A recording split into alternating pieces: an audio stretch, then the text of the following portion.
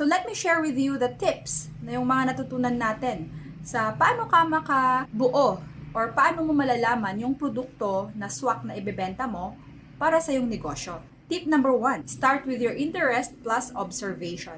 Ano ba yung mga produkto na lagi mong ginagamit, na lagi mong hinahanap or pinoproblema at nire-recommend sa ibang tao? Your best product often comes from your own life. Tip number 2, solve a problem. Ayan, mag-solve ka ng problem. Look around your area. Ano yung wala na kailangan ng tao? Kung may solusyon ka, kahit basic lang yan, that's already a product idea. Tip number 3, listen to questions. Pag may mga nagtatanong sa'yo, saan ka nakabili ng ganito? Or pwede bang i-order mo rin ako ng ganito?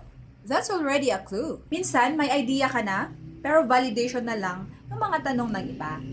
Tip number 4, try first, then improve. Ayan, so hindi kailangang perfect agad yung product idea mo. Kailangan mo din siyang i-test. So kami sa Montañosa Gift, hindi nyo lang alam, ilang years namin siyang tinest.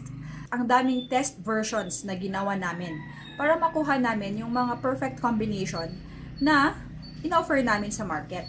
O, ito na, tip number 5. Combine what you know with what the market needs. Ayan, so kung may skills ka, may kaalaman ka tungkol sa halaman, sa pagluluto, sa arts, sa design, i-combine mo siya sa market demand.